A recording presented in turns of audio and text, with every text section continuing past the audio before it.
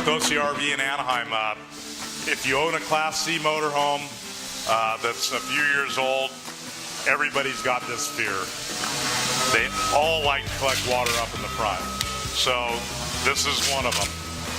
And so what we've done is we pulled the skin off, and the customer just thought it would be really minor.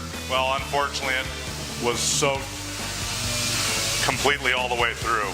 So what we've done is we've taken the front end off, rebuilt the skins, recovered the inside with a new upholstery, and now we're putting it back together and going to put the new skin on top of it and seal it and caulk it up. So everybody with a Class C motorhome, or any motorhome, especially with a rubber roof, make sure and maintain and get your roof resealed and inspected at least twice a year. And we can help you with that. So come see us at OCRV.